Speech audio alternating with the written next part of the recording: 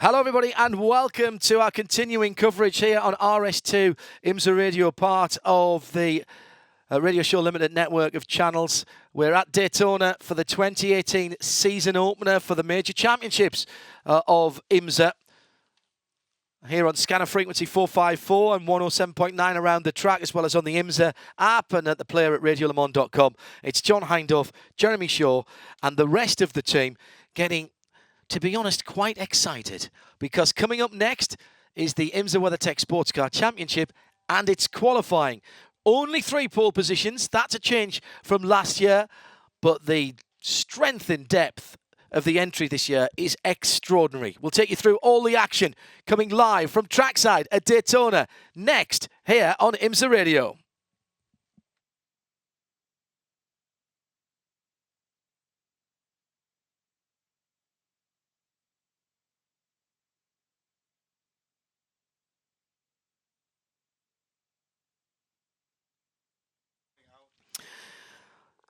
Bringing IMSA Radio and IMSA TV together, as we'll be live in sound and vision for this next session. If you haven't got the IMSA app already, why not? It's on the 3 major operating systems, and you can go to imsa.tv as well as the live player at radiolemans.com. 15-minute sessions, Jeremy. This is another one that you could just throw a dart at a dartboard, an entry list, because I really have no idea who to pick in any of these categories. I've got favourites, I'm sure you will have as well, but my goodness, this is going to be action aplenty. Well, put it this way, John, we've had 2 practice sessions so far. 23 different drivers have set a time within 1 second of the fastest time set by this morning by Elio Castro-Neves. And Castro-Neves was 0.3 quicker than the whole field. So that means there's 22 drivers in 0.7 of a second. That's ridiculously close, isn't it? Yes, it is. 3 classes, as I mentioned. In fact, if you go from second to 1 second behind, it'll take you to 34th position in terms of all of the drivers, each of the drivers in the cars. So a total of 34 different drivers have set a time within 1 second of the second place car. That is remarkable. That's extraordinary. Yeah. It's bonkers, but it's good bonkers. Brilliant. It is good Absolutely bonkers. brilliant. We love that. I mentioned at the start of the broadcast there that there's 3 classes. We've been used to having 4. Prototype Challenge is no more as the green flag flies for our first session here. And out go the GT Daytona. So 2 of the GT class cars and the big prototype class. And it is huge. It's immense. It's massive. It's gargantuan. And lots of other adjectives. We'll get to that later. But take a deep breath, everybody, because this may be the last chance you have to do that in these next 15-minute sessions. It's quick fire, no time to make big adjustments to the cars, and pretty much all of the GT Daytona field, Jeremy, is heading out onto the circuit as quickly as they can. Yeah, just 2 or 3. There's the Wright Motorsport Porsche just pulling out one of the Lexuses and a Ferrari down there as well. Is that number 51 car? Can't see, my eyes aren't that good. Yeah, number 51 car, the Spirit of the Race car, ready to go, and that now is underway as well. So I think the only GTD car that's remaining, there goes the number 59 Porsche. The only one left, I think, is one of the Lamborghinis, the Grasso Racing Team Lamborghinis, and I believe that's car number 11. That is yet to leave its pit stall. Oh no, there's the other Lamborghini as well for Paul Miller Racing, also is still on pit lane. Now that's just pulling off as we speak, as is the other green Lambo. So we've got a full complement out on a racetrack, and a lot of them now with a goodly amount of space between them as well. This is going to be a fun 15 minutes. And we talked about the prototypes being super close. In GT Daytona, the fastest lap so far was set this morning by Alvaro Parent in the Acura car number 86 for Michael Shank Racing with Curb Agajanian at 146.7. And there's about 1, 2, 3. Yeah, that's not. he's got a little bit of a margin over everybody else. The second fastest time set by Miguel Molina in the number 82 Risi Competizione Ferrari at a 1:47.0. But still, look, this is going to be tight. That's the voice of Jeremy Shaw. I'm John Hindorf, and if we head down for a quick word with our Continental Tire pit lane reporter Joe Bradley, who is down in the pit lane. Shea Adam will be there in a moment or two's time. Quite a tense atmosphere down there in the pit lane, Joe. Yeah, expected really, isn't it? I've got to say that everything's fine down here insofar as that everybody who should be out on the track is actually out on the track. So not much happening down here, apart from the number 911 Porsche team, who seem to be putting the last layers of wax to the 911 Porsche. Low drag obviously being very, very important here at Daytona. You're kidding me. They're polishing the car on the pit lane. They are polishing the car on the pit lane. I'm just going to pop my head around and see if the car has actually got tyres on it. I think it has. It's got wheels and tyres on. It's on the jacks. It's up on the air jacks. And you'll be able to see if you stand up, Mr. Hindorf. I can see it. Yeah, well, don't forget they're not out in this part of the session, though, are they? This is just GT Daytona. Well, they are actually ready for their session, which is after the GTDs.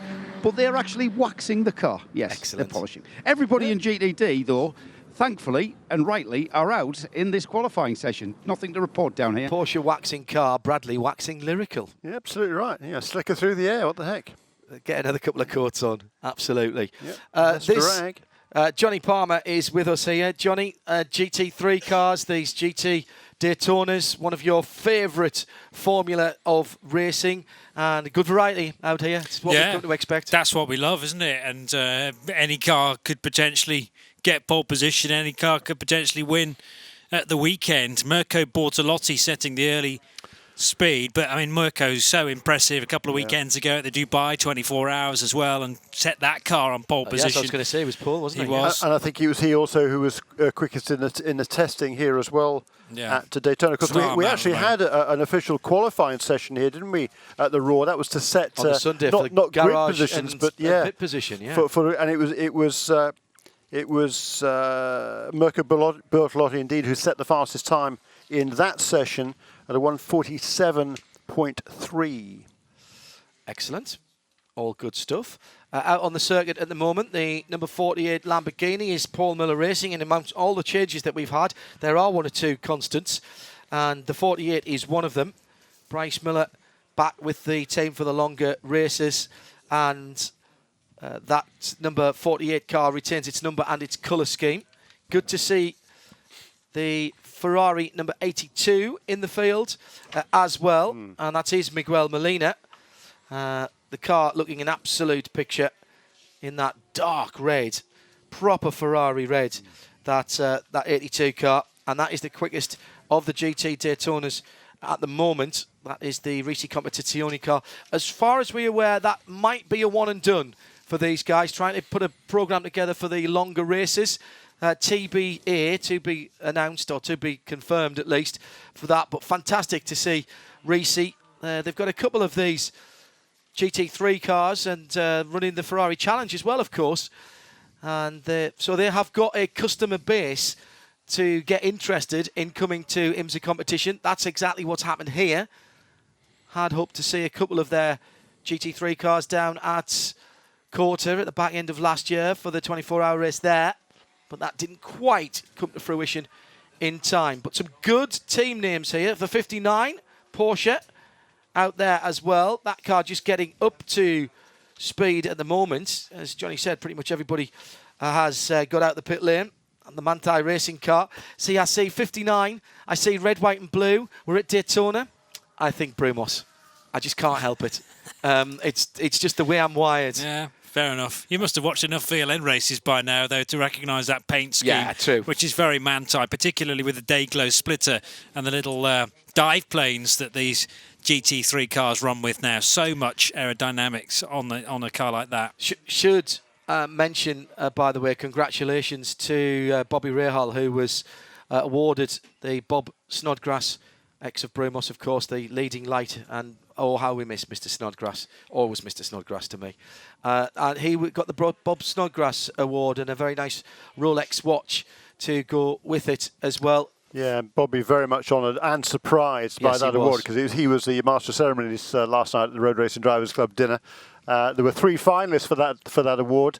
Doug Feehan, the project leader for Corvette Racing, which of course celebrating its 20th season here now and having won the Rolex 24 the last 2 seasons. Also Ben Keating has had a lot of success as an owner in this championship. Shea Adam has joined our Continental Tire Pit Lane team, hot foot from the previous session, with some worrying news for one of the Acura. Many, many thanks to Matt Cleary, the PR man extraordinaire from Sunday Group Management. He is listening to the radio to the Michael Shank Racing crew because that's one of the cars that he looks after. Colm Ladogar just lost his hood somewhere around the track. I think he's driving the 93 this weekend for Michael Shank Racing. That would be the Acura with the red as opposed to the gray. Both look like they are comic book graffiti drawings, but yeah, keep an eye out for that, John. I can't see from the pit lane as the 86 comes by still with its hood. Yep, there goes the 93. It is hoodless. How's that going to affect the aerodynamics on that black and orange number 93 Acura? It was all Ferrari at the front. We had a Ferrari 1-2-3 momentarily. Number 51 car, Daniel Serra, leading the number 63 of Alessandro Balzan and the number 82 of Miguel Molina. But those two have been split, first of all, by Andy Lally, who jumped into second place in the Magnus Racing Audi car number 44, and also now by Jack Hawksworth, who just nips between Serra and Lally into second place. But an improvement again there for Serra, a 146.8. And Dominic Baumann now up into second place in the other Lexus. So Lexus second and third. Baumann at 147.2. Hawksworth at 147.2. 8,000 separating those two. Andy Lally now down to fourth place ahead of Balzan and Molina. Alvaro Parentu set the pace this morning for Acura, currently in the 7th position in car number 86, a 147.7. His best time this morning, a 146.7. Live in sound and vision, IMSA Radio and IMSA.tv together from Daytona. Trackside, little overcast here. Temperature will have just dropped a tiny bit as the times are tumbling. Indeed, another faster time there for Daniel Serra in car number 51. That's the Spirit of Race Ferrari. 146.407. That is a new qualifying record. Last year's pole time in GT Daytona by Alessandro Pierguidi in one of these Ferrari 488 GT3 cars, 147.0. The pole record here at Daytona set back in 2014 by Christopher Haase in the Audi at a 146.973. That eclipsed now by a full half second by the Brazilian Daniel Serra. Jeremy Shaw along with Johnny Palmer and John Hindorf, and we're counting down inside the last 4 minutes. Daniel Serra leads a Ferrari 1-2-3.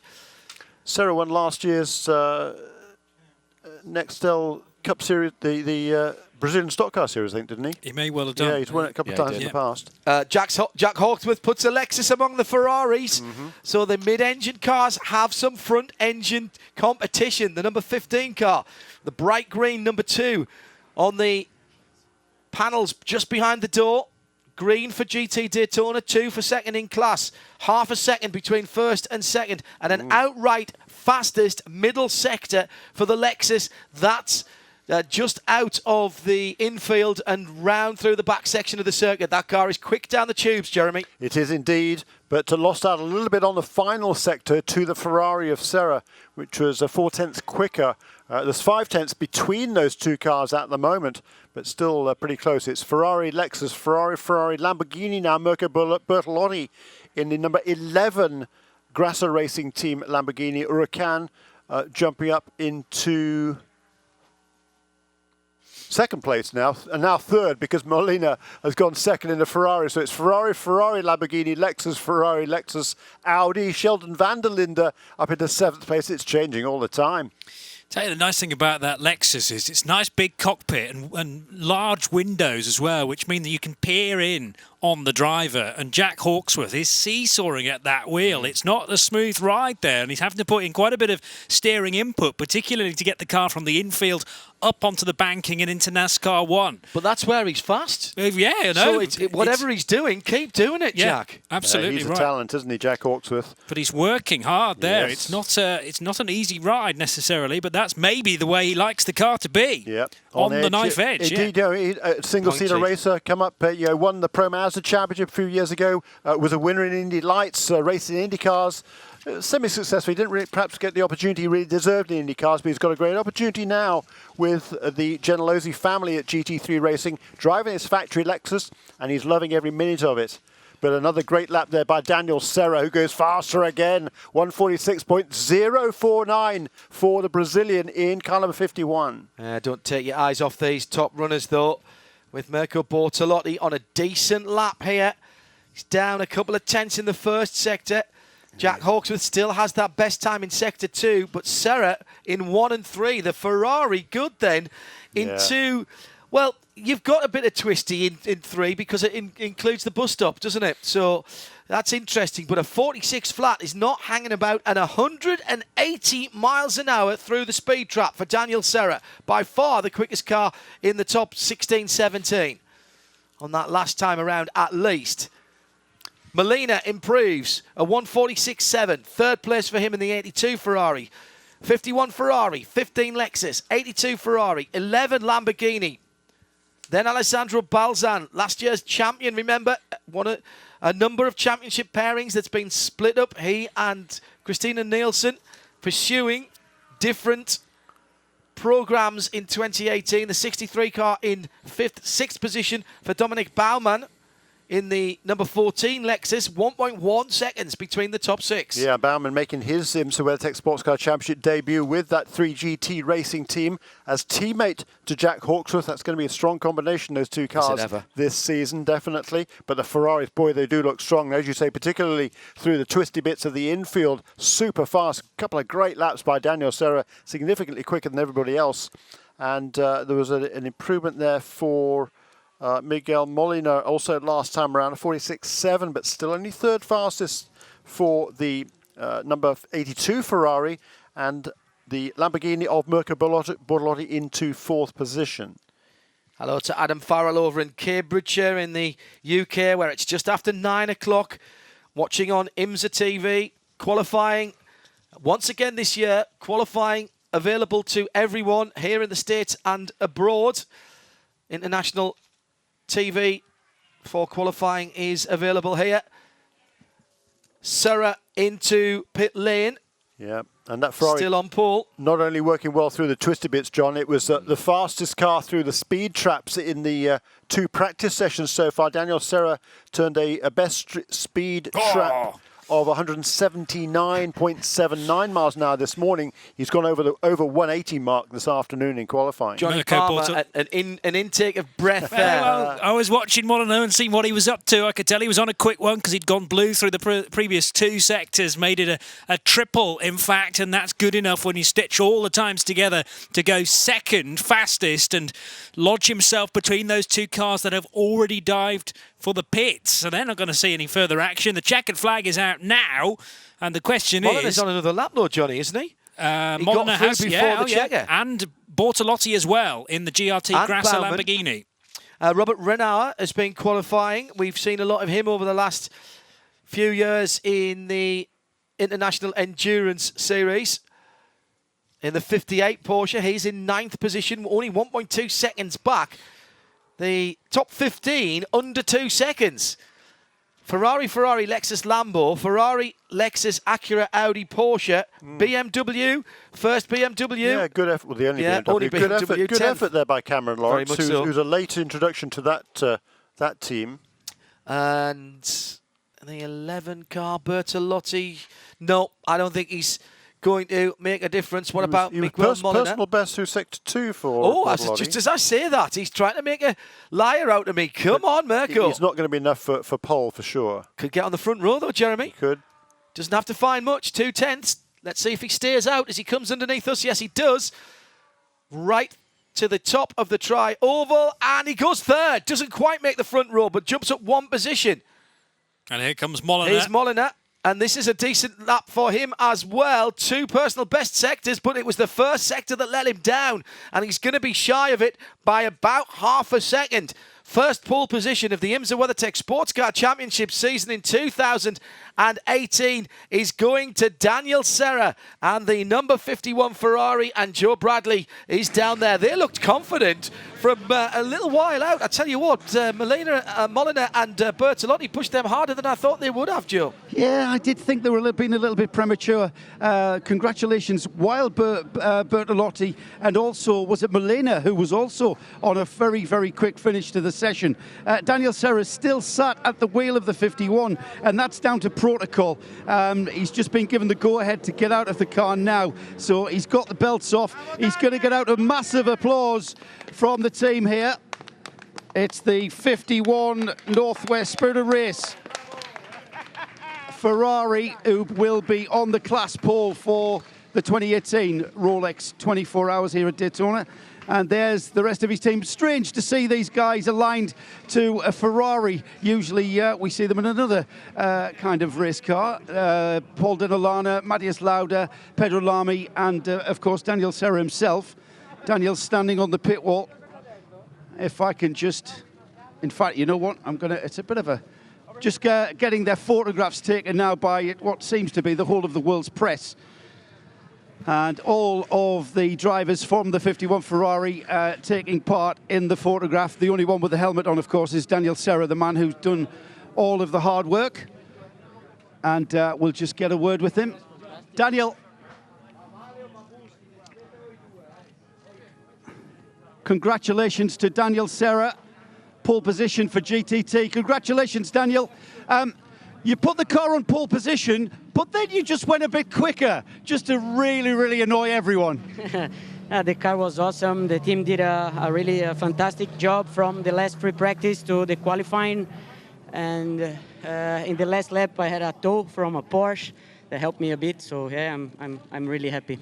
And your second pole position of the month, I'm told. Second pole position? Yes, that's what I've been told. I don't know where that's from. No? No, I think it's wrong. It's the first one, but it's enough.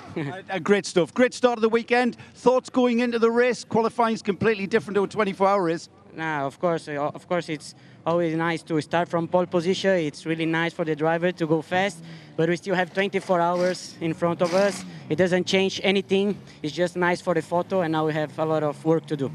Party tonight to celebrate the pole? No, we go Sunday. I hope Sunday. Great stuff. Daniel Serra there. Our first pole position of the weekend, gentlemen. GTT pole position for the number 51 Ferrari. Spirit of race. First IMSA WeatherTech pole position, yes. Second, sorry, Joe, I was the one that gave Joe the bad information. I was trying to tell him it was his second pole position in the championship, although first in GTD. His previous pole position was in GTLM, Jeremy. That's correct, at Maserati Laguna Seca a couple of years ago. Yeah, and of course the reigning champion in the Stock Car Brazil series, following the footsteps of his father Chico, who raced also in Formula One. And I remember Chico way back from Formula 4 days in England back in the 70s. So the 33-year-old Brazilian there, brilliant effort by Daniel Serra to put that car on pole position quite clearly with a margin of almost half a second over the number 82 car of Miguel Molina. Yeah, very interesting.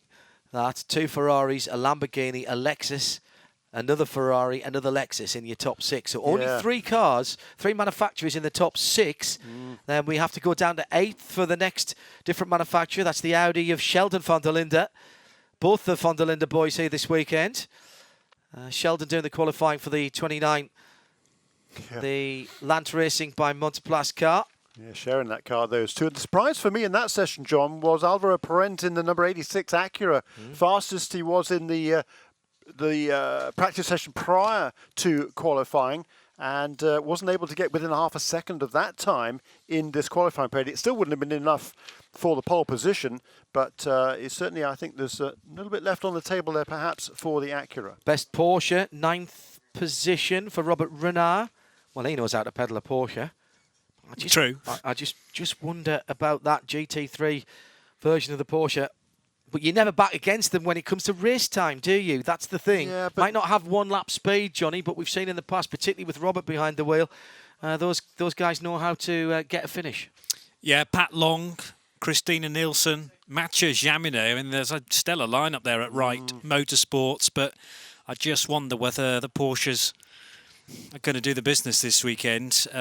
It's not because that's the customer car, isn't it? So there's the car with the more traditional engine position. Yes, indeed, and it will remain that way. There's no plans, we hear from Weissach, to turn that engine and gearbox around as they've done on the GT Lamont cars, which we'll see next. Kenton Koch and Tim Pappas not getting representative times, not getting a time at all in Kenton's case. The 71 Mercedes and the 73, the Park Place car. Tim Pappas not getting out. Well, he did twice across the line, but didn't get a time, so they must have been in and out laps. Looking out to see who else there. Come Ledegaard in the Acura, the 93 car, down in 17th position. Bryce Miller for Lamborghini, qualified in 16th position. Some big names out there. Sam Bird qualified the Ferrari number 64 and was 1.7 of the Ferraris that were on the front row. And that's a bit of a strange one as well, because Sam knows how to pedal. He particularly knows how to pedal a Ferrari, and I just wonder if the Scuderia Corsa guys have gone a different way in terms of their setup. Difficult to know. Sam did do his best lap on his last lap, but as I said, not very often I look down a timing screen and see Sam Bird 1.8 seconds off somebody in similar machinery, Johnny. Exactly. There's got to be an issue there with the car. Maybe they're chasing setup, maybe... they might be taking a slightly different approach, but is there a different approach in qualifying? You just go as fast as you can, don't you? Yes, but according to the official charts, he's only done 3 laps this that makes more sense. Session prior to this qualifying session in that car this weekend. So very little track time. And I'm sure perhaps that team or that side of the team, because there's 2 cars this season for Scuderia course number 63 and number 64. Yes, good point. But Balzano, he's got a massive amount of experience in these cars. Won the championship last year, and he was able to get more out of it than Sam. But the Englishman, we know how fast he is, and I'm sure he's not worried about qualifying here for the 24-hour race that's to come. And he'll be saying that right now to his teammates. Don't worry about qualifying. Let's, the race, the hand out the big prizes on Sunday afternoon. And I talked about before qualifying started about, certainly thinking about the fact that this week, particularly the prototypes, I think qualifying a little bit more important than usual, because the standard of drivers there in the prototype ranks, and with as many cars there are, I think it behooves you to qualify a little bit farther up towards the front. In GT Daytona, I think it's not quite the same the scenario, simply because of the breadth of driver talent in GT Daytona. And there's gentleman drivers and there's professionals in there, so a much bigger spread of speed overall. And I think, therefore, as a result of that, not quite so important where you will start this race as it will be in the prototypes. Are we expecting for the start of the race in GTD to see the platinum and the gold drivers put in for the opening stint? Whoever qualifies the car has to start the car, Johnny. Thank you for that. Sports Car Championship. That's pretty much the only rule as far as the drivers are. Once we get down to the race, there's minimum drive times that the silver-rated drivers have to take part in the race. But whoever qualifies the car will start it on Saturday afternoon. Live from trackside, IMSA WeatherTech Sports Car Championship. We're going green for the GT Le Mans cars, the second category of GT machinery. And Shea Adam has qualifying drivers. Shea? The headlines at the beginning of the month, John, were Joey Hand on pole. He put the 66 with the fastest time, earning them the best pit box and the best garage. He gets to go out and try to qualify the car for the second Daytona 24-hour pole in a row for him. But he's going to have to fight against Richard Westbrook in the number 67, a man who has a fair number of poles to his name, not only in the GTLM class, but also in prototype. For the Corvettes, Oliver Gavin has 1 pole. That came here at the Daytona 24. That was 2015. He's looking to try and do it again, but he's going to have to beat his teammate, the defending champion, Ian Magnussen, in the number 3 Corvette, a guy who's only gotten poles at Long Beach and VIR, trying to break that streak. We go up to BMWs, where John Edwards is taking out the 24. He wants to start the year off right. There would be no better way. But Alexander Sims, who ended the year second in the championship, wants his first ever pole in this series. For Porsche, the number 9 11 is being qualified by Patrick Pile, a guy who's been on pole at Circuit of the Americas, but not here at Daytona. He's going to be doing battle against the 912, Lawrence Vantor, who has never been on pole in the IMSA WeatherTech Sports Car Championship. And the last of our contenders, the guy who put it on pole at the last 2 rounds of last season, Mazda Raceway Laguna Seca, and at Petit Le Mans, Tony Vilander in the number 62 Risi Competizione Ferrari. Interesting on the outlap, thank you, Shea. Interesting on the outlap that Ollie Gavin was desperate to get by Alexander Sims in respectively the 4 Chevy Corvette and the 25 BMW, and made the move going down into the West Horseshoe. Sun coming out again as it's falling in the sky. It's not going to be quite late enough here to cause problems for vision, as rolling now the new red, white and blue livery. It looks very similar until you see the sunshine on the Chip Ganassi Racing Ford GTs. All chrome candy type colours and all available on your street going Ford GT. The first of which has been delivered to Europe to a customer I saw, not last week I think, but the week before, and it went to Royal Leamington Spa, delivered through Allen's Ford dealer. To Martin Haven? Oh, of course, clearly. I'm sure. I'd love to see him try and fold himself into that. That would be like origami for beginners, wouldn't it? Fantastic stuff. Hey, I've no idea what to expect in this qualifying for session for GTL. I mean, the reason I say that is the fastest time of the day so far was set in the previous session by Patrick Pile at a 1:43.9. The raw test, the quote-unquote qualifying session, or the fastest time during that test, was set in that qualifying session by Joey Hand. That was a 43.6, and the track record set last year by Joey Hand here was a 43.4. And I don't expect the cars to be going slower than last year. So they haven't got within half a second of that yet in the practice session so far. Let's see what happens in qualifying. Yeah, it depends whether they've been holding back a little bit and, just covering things up a touch. And now we get to see exactly the sort of speed that the GTLMs are going to offer this weekend. Jan Magnussen and Ollie Gavin first to be released from pit road. So they're going to be the guys that complete this outlap. And then on to flying lap, rather. So coming through now, and Jan Magnussen about to cross the line to commence his first flying lap with, first outlap, I should say, and 145.7176 for Ollie Gavin is that first offering. Jan Magnussen, a quarter of a second off that, 145.424. It's a pretty stout outlap, isn't it? It is. And fingers crossed that the BMWs now have ironed out those niggly issues that have plagued them for much of today. Likewise, the 62 Ferrari, which has been chasing some power-related issue to the Risi Competizione GTLM machine, driven by Tony Vilander, the Finn. Here comes Tony, indeed, on the section through NASCAR 4. And about to cross the stripe. In fact, he's beyond that now, down off the banking and into the braking area for car 62. So, Patrick Pile over the line with a 146.303, but the really good laps will come next time around. And Jan Magnussen is 0.3 of a second up on Ollie Gavin through the first and longest sector. Sector 3 by far the shortest. That's the run out of the chicane, or through the chicane, through NASCAR turns 3 and 4 and across the line. Laurent Vantor in the 912 Porsche, slotting between the 2 yellow Corvettes. And already we have Jan Magnussen and Ollie Gavin working their way now out onto the backstretch. Beg your pardon, they're coming around now to complete their flying laps. So let's see what they've got. 145.1 to beat, 143.2 for Jan Magnussen. And Ollie Gavin, see what I mean? 140.0. So all of a sudden, we're way down into the low 143s for Jan Magnussen in car number 3. 4 is second fastest. Alec Sims in the 25 BMW finds a 144.5. So it looks like BMW are on the marker as well. And John Edwards not very far behind in the 24 M8, a 1:45.3 for John Edwards. Yeah, there you go. That's exactly what I was talking about a few moments ago, because the best lap prior to this qualifying session had been a 43.9, another 43.2 right there for Jan Magnussen in car number 3, the defending series champion, of course.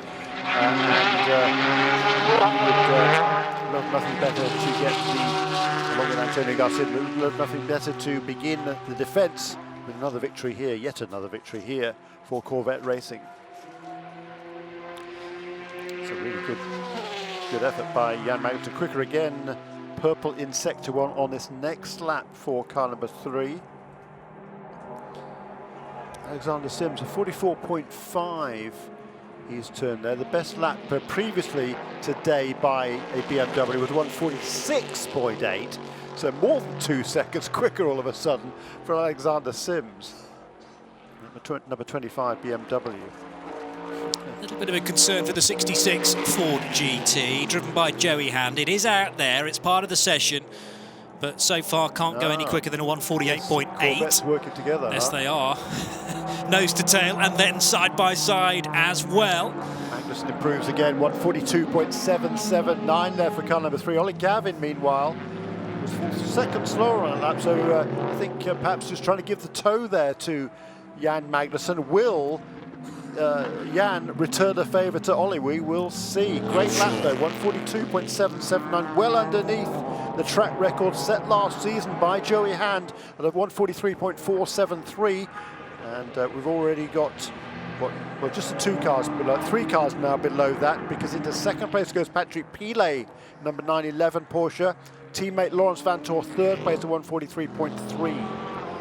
Another man working incredibly hard behind the wheel of that 25 BMW is Alec Sims. He's got quite a beast on his hands there, this new M8. Tremendous power through the rear wheels and just managing to get the car straightened up out of International Horseshoe, now into the West Horseshoe. And the 2 BMWs not very far away from one another, but not close enough to be giving the other a tow quite yet, the 24 and the 25. John Edwards 8th fastest. Alex Sims drops to 6th fastest, or more so, he has names skipping above him, including the 2 Porsches now, as you've mentioned. Richard Westbrook in the Ford number 67 going well. And what about the 66 car? Joey Hand now goes 6th fastest, so we have all 9 GTLM cars now locked together in the top 9 positions. Yep, and Alexander Sims faster through sector 1, but not through sector 2, his previous best. But again, I'll say it again, it's best lap so far in this session, 144.1. That's 2 3/4 seconds quicker than he managed previously today. Patrick Pilet looking to improve in the 911 Porsche, up in both sectors, start of the lap. And Westy ditto in car number 67. Well, only looking to find 3.5 tenths. Comes underneath us now, Johnny. He's Pilet. That distinctive headlight arrangement goes down towards turn 1, and Pilet does his best time without doing a best sector 3, but doesn't improve his position. But Richard Westbrook following him through down into turn 1 now does improve. And now the top 3 separated by 3.5 tenths. So we've now got 4 cars underneath the old, we actually have Lawrence Vantor not quite underneath last year's record. 143.4. Yeah, so we've got 4 cars quicker than last year's, than the record in GTLM. Lawrence Vantor purple in sector 1, that time matched identically by Joey Hand on this lap. Richard Westbrook really throwing that Ford GT at turn number 1. It looked to wash out a little bit on the outside of that bend. Purple times coming through again, Jeremy. Joey Hand improves his time. Remember, I just said that Hand and Vantor would put each purple in sector 2. Well, Joey Hand put it all together and went faster overall on that lap. Up into second place there, just 2 tenths off the pole now for Joey Hand in car number 66. And Lawrence Vantor, he also improved to 143.2. So 2 tenths separating provisional poleman Jan Magnussen and Joey Hand. 0.08 of a second back to Pilet's time in the best of the Porsches. The second of the fours is Richard Westbrook, car 67 with a 143.1, and then Porsche 912, Chevy Corvette number 4, Gavin still at the wheel, remains so of course. Alec Sims, the 25 BMW is 7th ahead of Tony Villander in the 62 car. It's not a great surprise to me to see 25, 62 and 24, 7th, 8th and 9th. Those three cars being the teams that have been chasing various issues through the course of today. There's two Corvettes still together on the racetrack, coming out of the West Horseshoe now, heading up towards turn 6 and then onto the banking. Best lap of the session was third last time around by Oliver Gavin, but that 143.489 only good now for 6th position.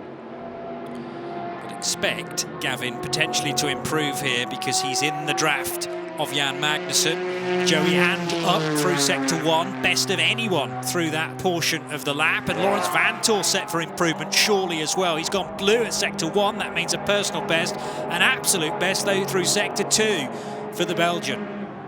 It was an improvement for Joey Hand, a 142.798, but just tantalisingly 19 thousandths of a second away from that best time set by Jan Magnussen. So it's Chevy, Ford, Porsche, top three at the moment, separated by just over a tenth of a second. Yeah, but it's a different Porsche in third because Vantor has leapt frog his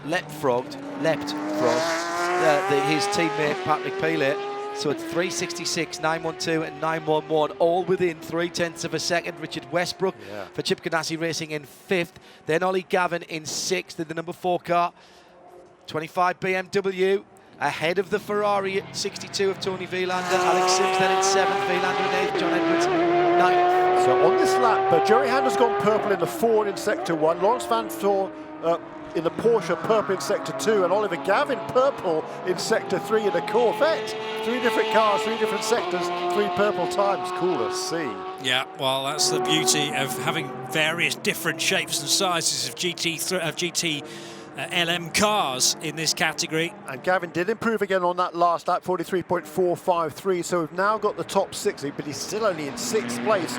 All of those top 6 quicker than the track record set last year by Joey Hand in GTLM. Pilet pits, so does he feel he's done enough? Yeah. Surely that's the case. 143.062 is going to be no better than 4th place then for the 911 Porsche, but still an opportunity for the 912 to improve. Lawrence Vantor currently 3rd fastest and trailing Joey Hand in the 66 Ford and Jan Magnussen in the number 3 Chevrolet Corvette. Chevy will want the 4 to be better placed than 6th. That's the reason why Gavin is still in the draft of Jan Magnussen. Jan now really doing a job for the sister car. Ooh, a little bit wide there for Vantor, an indication of quite how hard he is pushing with only 3/4 of a minute to go. Great qualifying session in GTLM, as you say. Yeah, down to the nitty-gritty now. All of these cars are on their final lap. Here come the 2 Corvettes across the line, number 4 ahead of the number 3 car on this lap. So Oliver Gavin turns a number 143.9, that was for Oliver Gavin. Magnussen in his wheel tracks turned a 145 on that last lap, so he gave up quite a bit of time. Now Magnussen tucking in behind Ollie Gavin as they head into the East Horseshoe. But 19 thousandths of a second is the margin here for Jan Magnussen to hang on to pole position, and Joey Hand will be wanting to improve on, well, this lap and one more the 66 will get, as the checkered flag is out now. So anyone that is about to complete a lap, that will finish their session. It will lock their time into position. But the 66 here of Joey Hand is going to get the checker this time around, in fact. Yeah, his teammate Richard Westbrook was the first car to take the checkered flag there. It was an improvement, a 143.091. But 5th fastest for Westy. Also an improvement there for Tony Villander in the number 62 Ricci Competizione Ferrari, a 43.6, 7th fastest. A little bit of some kind of mist coming out the right rear of the 66 Joey Hand car. I wondered that earlier on. Alan Prosser just sent me a screenshot. I was looking at that earlier, and Alan managed to capture it. Could be into the pit lane now at the end of the IMSA WSC qualifying for GT Le Mans, but still cars out there that could improve. Jan Magnussen on pole by fully 0.019 of a second. Ollie Gavin 6 3/4 tenths down. It'll be the 3 car that comes round first. Yeah, they'll do it. I think. Oh, it's not. It's the 4. They're ahead. They're together, but I Yep. think they're heading for the pits, aren't they? Yeah, they are indeed, John. Yes, their best is done. And Tony, we talked about the fact just a few minutes ago that we had a Ford, a Porsche, and a Chevrolet, respectively, setting the 3 different best overall sector times. Well, in sector 3, it's Tony Wielander's Ferrari that just went to the top as well. Only good enough for 7th position, Yes. but he has jumped over the 2 BMWs. He was in between them before. Just done enough to put 3/10 between himself. 25 and 24 BMW in 8th and 9th position. 7th is the Ricci Ferrari of Tony Wieland in the 62 car with a 43.6. 43.4 for Ollie Gavin in the pits. In fact, everyone now has completed or seen the checkered flag. Richard Westbrook, 67 car down on the apron, coming in 5th position, 3/10 away from the pole sitter. Patrick Pilet on the outside of the 2nd row of GTLM for Porsche 911. His teammate Laurent Vantour for company on the inside in position 3, 42.9 and 43 flat for the 2 Works Porsches. And on the front row, Joey Hand for Chip Ganassi Racing and the 66 car. 142.798.019 of a second off the pole position of Jan Magnussen. Had a great season last year and starts off 2018 where he left off last year, doing his absolute utmost. Championship run for he and Antonio Garcia last year, and they start in the best possible way with a pole for the number 3 Chevy Corvette. Shea Adam is down in the milling throng. I haven't seen Jan Magnussen this happy for a long time, John, over a pole position. He gets out of the car, and the throng of photographers are there to get a big smile on his face, and you can see it through his helmet. It's his 4th pole. It's only the 3rd different track, though, because he's been on pole at Long Beach and at VIR. Daytona is a whole different beast, though. He gets out of the car, and who's the first person to congratulate him? Doug Feehan's over here. The whole crew is applauding, and this really was a team effort. But for Jan Magnussen, this is the perfect way to start out the 2018 campaign. Now Antonio Garcia climbing up to congratulate him as well. Big hug from both of them. I might have to go around the far side. Let me just run around the car. Careful not to touch it. Now, with these new qualifying rules, you can't actually touch the car after it's been qualified. Gary, congratulations. Gary Pratt with a pole position as Jan's getting a big hug from his wife.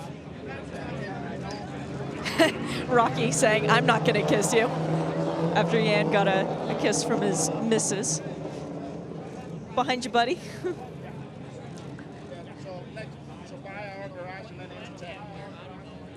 Congratulations on another pole position, Jan. This, I can tell from the way you're celebrating, this one means something to you. What's it like to start the 24 Hours of Daytona from the front? I have no idea. I'll tell you, Saturday morning, it's the first pole for me here. A little bit unexpected, I have to say. But had a really good lap and a good tow from my teammate, from Ollie. And yeah, just everything came together, the way the car, the tires warmed up, and we're off to a good start, I think. Corvette Racing, not necessarily an organization known for going for poles. You guys like the race wins instead. It would be 107. That's the next one that you guys are chasing. But a team effort for qualifying. Is there more speed in the car, though, when you're running around by yourself? Sure, in a place like this, if you can get a tow off somebody, that's by far the best. So, and when you're doing it off, when you're using your teammate to tow you around, you know he's not going to mess with you. So, no, it was good. It wasn't planned. We didn't plan to go out and do that, but it worked out. Like I said, I'm a little bit surprised. I'm super, super happy, but a little bit surprised. So we'll see for the race. Race is a whole different ball game. Whether you're starting first or ninth, you still have a chance to win the race. So now the hard part starts. Qualifying is fun because low fuel, new tires, and you can just go for it and don't worry about anything. But the race is different. So I'm looking forward to getting into that, see where we are, see how the race pace is compared to everybody else, and hopefully make it to the end and then go for another win. There was a great moment where you passed Oliver Gavin, your teammate, through the middle of the tri-oval. Was that just revenge for a few years back? No, that's just how it turned out when I towed up behind him. So I hope you got some photos of it, because that photo I'd much rather have than the one from a couple of years back. We'll put that with one of you in victory lane on Sunday. Congrats, Jan. Thank you. Shea Adam with the Paul Sitter interview, his 4th time at the front of the grid for Jan Magnussen. I mean, sensible stuff that he's talking there. He's enjoying his motor racing. Oh, yeah. And like a couple of other drivers I could name who are not in the first flush of youth, Pedro Lamy, for one, in the form of his life the last couple of seasons. You know, there's no doubt in my mind the driver really is his ultimate well into his 30s. He's 44, he's Jan Magnussen, but you wouldn't know it from the enthusiasm in his voice. You know, his son is a Grand Prix driver, for goodness sake. Very nearly had him here, actually. But Jan, he loves his racing, the enthusiasm, the confidence, brilliant. BMWs, 8th and 9th, Bill Orbanen. If he's going to get BMW win number 401, he's going to have to come from the back of the GTLM field. Joe Bradley has this. Bill, it's got to be said, early days for the BMW M8. Where exactly is the BMW M8 lacking, if that's not a stupid question? I don't know. We'll go back and look at the data and see. What matters is in Daytona. Look, I've won this race a few times, and I've never won it from the front. You know, so we've been in the back. As long as you have a car that's reliable, and you watch that sun come up, and you get a couple hours from the end of the race on our paper that they gave out, the engineering paper, from 4 hours to the end of the race, it says race starts now. All this is just getting in the show, keeping your car in one piece, and you know, we'll let the engineers go work it out right now. They'll find every trick in the book. Let's keep this new M8 in one really beautiful piece. It's like racing a Picasso out there right now. It's crazy, it's so beautiful. And when that sun comes up tomorrow, if it's still in one piece, we're gonna all put our heads down and go as hard as we can. The car, if the car goes as well as it looks, Bill, it's going to be a race winner soon. With regards to the program, how far into the program are you guys? I think we're a good step. Drivetrain-wise, the BMW engine, the transmission, the differential, the axles, all the hardcore components are strong as a rock. I mean, they knock on wood, don't give us any trouble. This is such a sophisticated car from the electronics standpoint, and it's all done in-house at BMW, and it is like having, 20 computer processors all trying to talk to each other, and they have it worked out really, really well. But you know, in 24 hours, we're going to figure out what needs a little work. And you know, if you look in our pits, I've never seen this many smart engineers. I mean, they brought them, everybody from Germany's here, and they can write software, they can do whatever they want right here, implement it in the car halfway through the race, and fix the problems as they come. Bill, you've driven, I've seen you myself drive many, many cars. Where does this rate in all of the cars in the career of Bill Orbanen? Well, early days, like you said, it's by far the best GT car I've ever sat in. The moment, some you sit in and you go, like the Z4, it was like a surgical tool beneath you. It was so amazing, but it lacked speed. So it handled really good, but it had a deficit. The GTR back in the day, we won everything with it, and it got outlawed. The M6 was a big car. It was a stable car, but it was not as nimble. This one, I think, is going to it's going to check all the boxes. When I first sat in it, I thought, wow, this is really nice, very drivable. The new turbo systems, the new anti-lag systems and wastegate systems are all improved, and the drivability is really nice. The way it handles, the way it stops, the way it turns, it's very good. I think all they gotta do is start turning the little screws and the shocks and the sway bars and the shock springs, like you said, and we'll get this thing. We'll get it there. I'm sure you will. Bill Orbanen, great stuff, and best of luck for the race. Thanks, Bill. Just magnificent. Two great interviews there from two stalwarts of this type of racing, gentlemen, and two gentlemen of this type of racing, as well as the first engines bark into life, and about a dozen, maybe more, prototypes are heading out immediately for their 15 minutes. Dion von Moltke listening in and tweeting to us at IMSA Radio. Agree with Jeremy Shaw on the peak for a driver in sports cars, late 30s to early 40s. So much to learn on how to make the car go quickly, specifically on improved feedback on the car setup with engineering racecrafts. All takes time to master, and drivers need the opportunity to learn, and that can only happen with time, says Dion. And I'll tell you what, if you want to learn a bit about driving, have a look at his it's called Driver 360 that he's been doing. Some great video tutorials Dion's been putting together on the web. Video tutorials, go to the Road Racing Drivers Club website as well. Safe safeisfast.com. SAFE is an acronym for Skilled, Assured, Fit and Empowered. It's a free website. There's a lot of fantastic information on there for all different aspects of the sport. The site that John was talking about also is very valuable as well. There's a lot out there on the web. Oh, yeah. You can learn about it. If you want to become a racing driver, and like I say, every aspect is covered on the RNBC's website, safeisfast.com.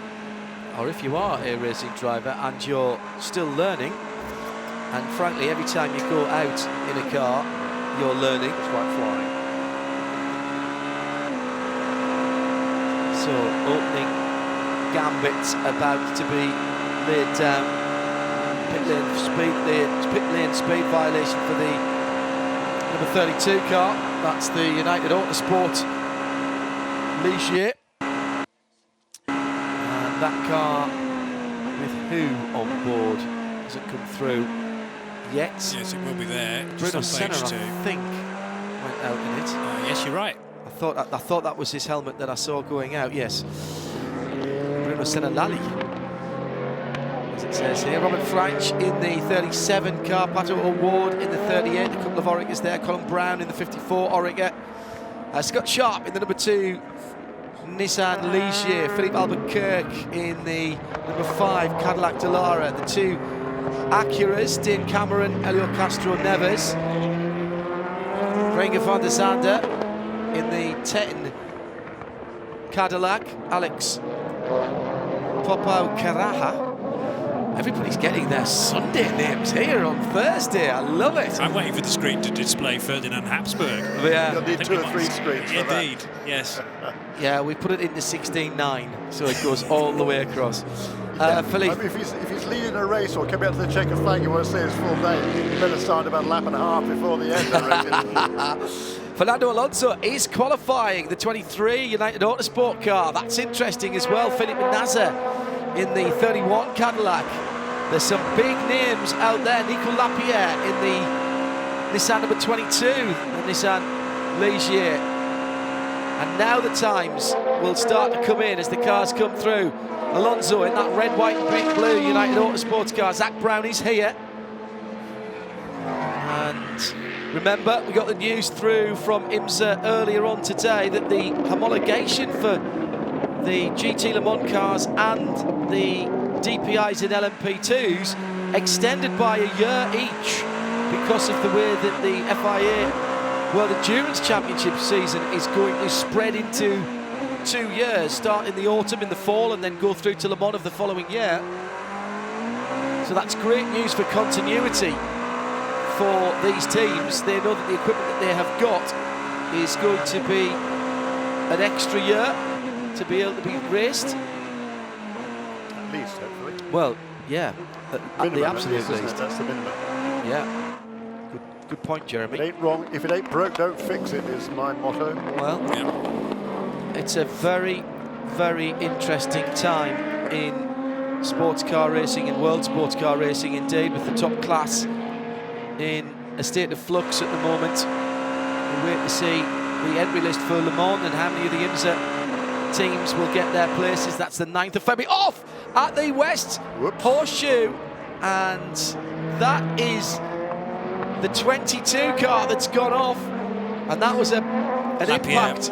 Nico Lapierre at the wheel, an impact to the left front, just missed his braking.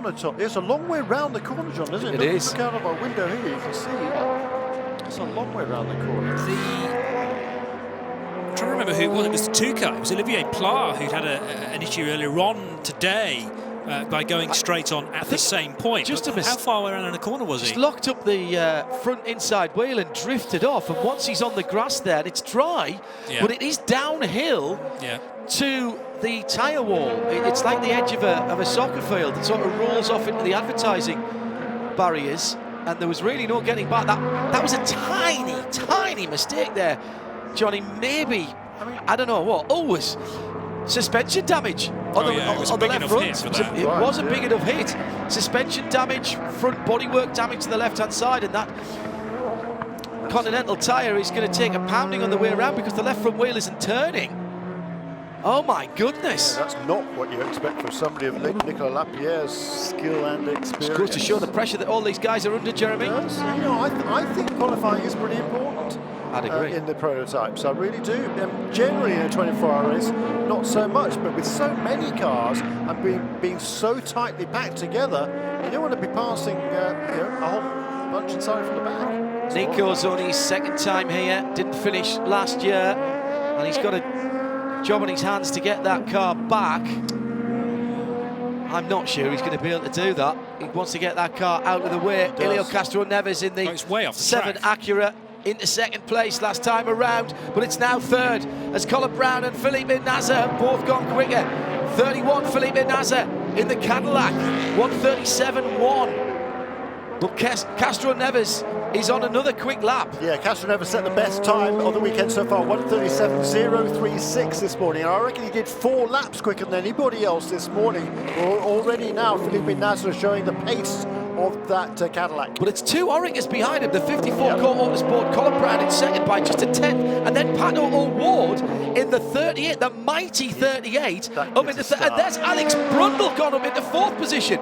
Cadillac with the Dallara chassis, of course, then Orica, then Elio Castro Neves in the Acura, which uses another Orica chassis. Yep. Yeah, so that's effectively 4-5 Orica chassis in the top 6 now. Lapierre's parked it, by the way. Making it now 6 out of 7. Yeah. Because, Robert Freinsch up there now as well. yeah. And Simon Trummer. Just to confirm, Nicolas Lapierre has not continued around. He's parked it up. He's just onto the grass into turn 1. And he's gone the safe side of the concrete wall. Yeah, on the inside. Yeah, I can just about see him away in the distance there, the bright Tequila Patron ESM, and I think that's actually him stepping out of the car now as well. Sensible, because the front left wheel just wasn't rotating. Yeah, Renger van der Zande then second, 1:37.142 for Felipe Nasser in car number 31. That becomes a 1:37.051 for Philippe Albuquerque in car number 5. It is now at the top. So all of a sudden, it's Cadillac. We were kind of used to that at the Roar before the 24 a couple of weeks ago. And now we're back to Cadillac 1, 2, 3. Felipe Nasser in the 31 Whelen Engineering car. A little bit of a change. But not for long. He's down to 4th before I even sort of got the sentence out.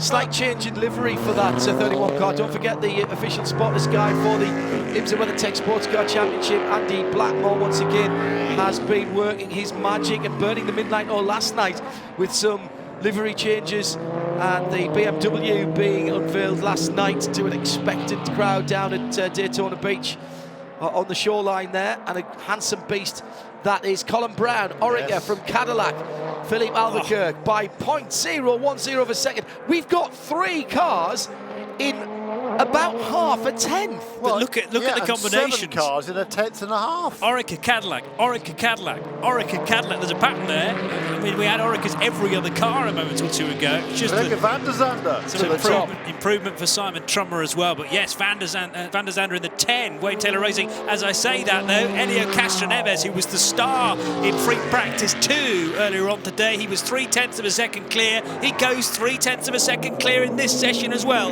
in the 7 Acura. 55 Mazda in the top 10 with Jonathan Bomarino. We won't be seeing the 77 car. Mazda tweeting through to us that the engineers found something in the data on that 77 car that they don't like. That car will not run in this session. We've heard that too much over the last couple of years. Philippe Albuquerque to second fastest in the Cadillac, the best of the Caddies now, 1:36.754.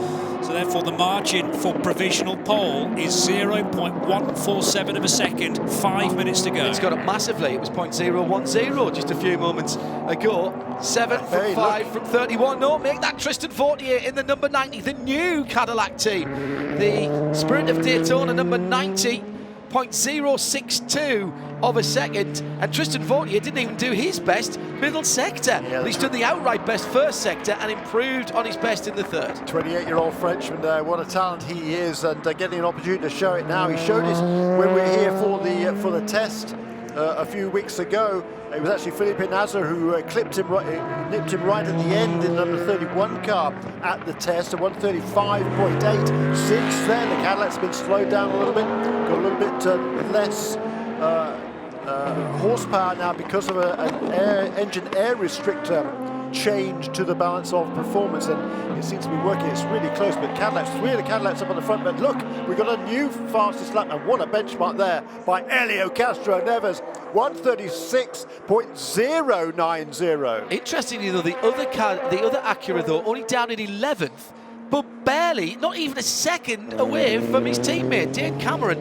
11th position, 0.996 of a second away, as Felipe Nasr goes into second place there, does he? Somebody's just improved. Yes, it was Felipe Nasr. That's the Wheel and Engineering car, the red and white car with a bit of grey on it. And it says a lot about these Continental tyres, doesn't it? Because we go faster and faster and faster. We're inside. We've still got more than 3 minutes to go. I love this, Jeremy, because it does prove it can be done. A tyre that gives consistent performance through a 15-minute qualifying spell. So as the cars burn off the fuel, guess what? They get lighter, and that means they get quicker. This is proper old-fashioned qualifying, like we used to see in motorsport, but that would take sometimes an hour to play out. We've got to fit it all into 15 minutes. It's magnificent. It's brilliant fun. Improvement again for Tristan Vautier, but still only second place in for car number 90. Castro-Neves leads away car number 7. That is the Acura. 136.0, 136.4 for Vautier, 136.5 for Nasr in car number 31, and Albuquerque, the 2 Action Express cars in 3rd and 4th, and then Colin Brown. Vautier's off the road. Same place, that's at the west end of the infield. And that's when you rejoin there as well. Completely nosed up his next lap as well. He was on a bit of a roll there. He'd done a couple of quick laps in succession, culminating in that 36.472 that put him into second place. Another 36.2 last time around for Castro-Neves. So as in the previous session, this earlier on this afternoon, he did 4 laps, I believe it was, quicker than anybody else. He's now done 2 faster than anybody else. And Jeremy improved his time in the first sector there, as Felipe Nasr has in the last. So keep an eye on the number 31 car. Through comes Colin Brown, up on the high side of the banking, down towards us now at the start-finish line. Through the tri-oval. That white, orange and black number 54, the Core Autosport, now breaks down through the transition.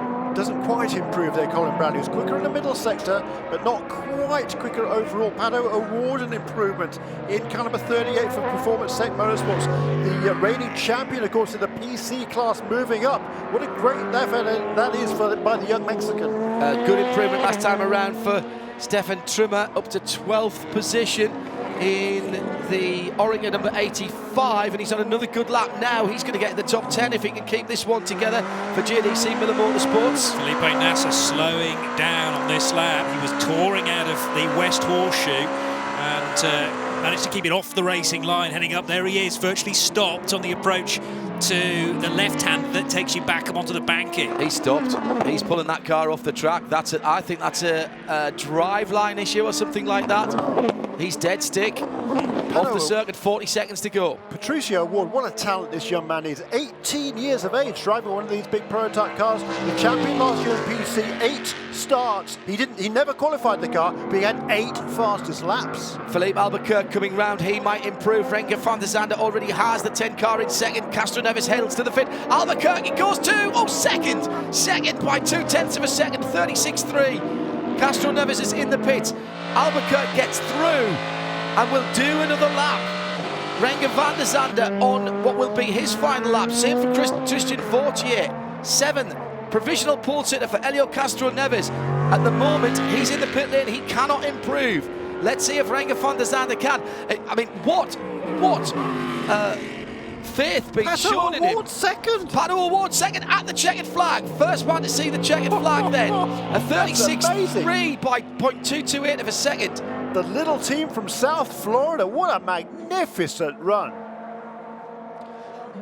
Robin Frijns improved as well, up into 6th place there in car number 37. Van der Zande is on a quick one. Yep. This could be pole position. This could be pole position for Wayne Taylor Racing and the Cunningham Minolta Racing team. Big use of the curbs by Van der Zande. Great show of faith in the new driver to the team as he's coming through NASCAR Turn 4 now. Quicker in the first session than Award for second place, slower in the second sector. What can he do in a final run to the checkered flag? Needs to do it in about 19.8 seconds to get onto the front row, 19.7 to take pole position. 191 miles an hour through the sprint jam, and it's pole! It's pole for the Cunningham and Alder Racing team and for Renger van der Zande by 0.007 over Helio Castro Neves, licensed to thrill in those numbers, the 10 from the 7, and Philippe Albuquerque comes through onto the inside of row 2 with Pato O'Ward on the outside in 4th position. Colin Brown still out there but won't improve. Extraordinary stuff in the first qualifying of the season, remember. What a way to set out your stall. Renger van der Zande, new to the team but on the front row. 7 thousandths of a second, and Helio Castroneves could not provide a reply because the 7 Acura was already on pit road. Castroneves thought he'd done He's enough. crushed. He's a dejected man. Well, I mean, he's only started the IMSA WeatherTech Sports Car Championship prior to this weekend. Was Petit Lamont last year. Put the car on pole there, you'll remember, and how thrilled he was with that. And he was within moments, wasn't he, of 2 All poles. the press around that car, they're now Everyone's going to there. have They've to now shift got to up. run down. They've just heard it. Joe Bradley was there waiting to get the interview with Helio, nipped right at See you later. Beyond the end of the 15 minutes, and that was a dejected Helio Castro Neves. Joe He's going to Bradley. be left to push the car on the side of the wall. You know what? It was so sad, actually. It would have been a fantastic story, wouldn't it? What a way to start the next chapter of the illustrious career of Helio Castroneves. He was confused. Everyone was confused down here. He got out of the car, but the regulations are that he must take the car to tech. So he's gotten back in the car, and he's now switched the car off. And I'm not sure whether Helio will get out of the car and the car will be pushed back. But it's Shea Adam who's going to be up there to get our pole interview, guys, as Helio Castroneves is shaking his head. I was looking forward to seeing that Castroneves smile. Unfortunately, I'm seeing that Castroneves shake of the head. He's staying in the car and he's going to be taking the car back to tech. What a fantastic start to this season. Good point, Joe. He's got to get back in the car and he has got to take it to tech. The team cannot touch that car. Otherwise, they will lose all of their laps. So it will have to be refired and sent with Helio at the wheel as Renger van der Zande, 1 finger in the air, 2 thumbs up now from Wayne Taylor to his new recruit who brings the glossy black Cadillac to a halt. The top 3 within 0.111 of a second and the top 8 within half a second. Helio's just had to drive right past that press huddle at Wayne that Taylor moments Racing. ago was round his car. Correct. And doesn't that car take a solitary figure now as it works its way back into the paddock and back to the garages? One previous pole for Renger van der Zande in this series, but of course that was in the PC car. This is his first prototype pole. Let's hear from the man with his name literally above the door, Wayne Taylor from Cunningham and Alder Racing. Wayne, what a qualifying session. Didn't look like you guys were going to get the pole, but Renger pulled it out of the bag. Do you feel even better about the race going into it now that you can start from the pole?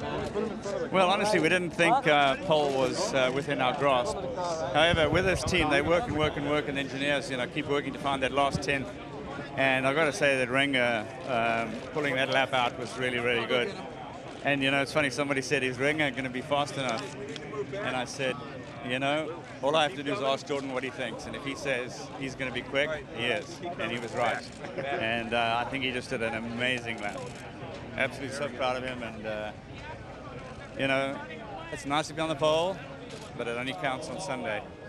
You get to watch Sunday at 2:40. Hopefully you guys can repeat. Renger just taking his helmet off. Renger van der Zande. It is the name that we all need to be aware of for a long time. Renger, a prototype challenge champion. You've spent basically the month of January in the state of Florida. Feeling like you're maybe a little bit Floridian now? You got the pole? Yeah, I guess no jet lag helps, huh? But no, it's been fantastic. I've been here for a month after the Roar. I didn't think we could take the pole, so I'm super delighted here, super happy for the team. I mean, they asked me to come here and replace someone who's very good. and try to win that championship again for them. So it's still a very, very long way, but at least it's a good start for the new job, right? Well, Ricky got 5 poles last year, so you have fairly big shoes to fill, let alone him being the prodigal son. You said you were more like the cousin. I think now you're a brother, though. I think that counts. Well, Wayne was shouting over the radio, so I think that's a good sign. So I'm very happy with that. And you know, it's a long race. It's 24 hours and just qualifying. But it's just, I guess it's very nice to be on the pole here. It's a big event with all the big names and teams here. So very, very pleased. Yeah. Did you ask for the opportunity to qualify, or did they just tell you were going to be running around today? Well, I didn't. I don't ask for nothing in this team. They decide, they do, and they use me as a driver for that. So yeah, they had the confidence to put me in. Yeah, so they made that decision, and you know, it worked well. I mean, it took me a while to get up to speed. I had the feeling the car was good. I made a small adjustment in the car during the run, and then I catch some traffic. But after that, I had one more lap to go, and I knew it. So I was very happy to put together. I guess it's very close to P2, isn't it? So I'm very happy. And now you got a cool hat, a flag, a lot of fun for your daughter who's here this weekend as well. Yeah, sure. They are here. We're spending a whole month in the RV and another Daytona weekend here in the RV. So it's the full Florida experience, and this makes it very nice. Shea Adam down in the pit lane, our Continental Tire pit lane reporter, giving us the first of the interviews that I'm sure will be legion now for Renger van der Zande. And the first pole sitter for the IMSA WeatherTech Sports Car Championship for 2018, Helio Castro-Neves, cannot believe his luck. Only the pole sitting driver gets out of the car and the car stays in the pit lane. All the other drivers have to drive the car around. Helio was half out the car, 3/4 out of the car. He had the photographers around him. He was ready to do the interview with Joe Bradley, and it's stolen away from him. And it is literally like he's found $5 and lost a $100 bill. It's extraordinary. It is extraordinary how much that means to a man with the experience of Helio Castro-Neves. He clearly feels that's been stolen from him. He does, and you could see from his body language how much that would have meant for him as well. He's a really emotional character, is Helio, just a wonderful guy.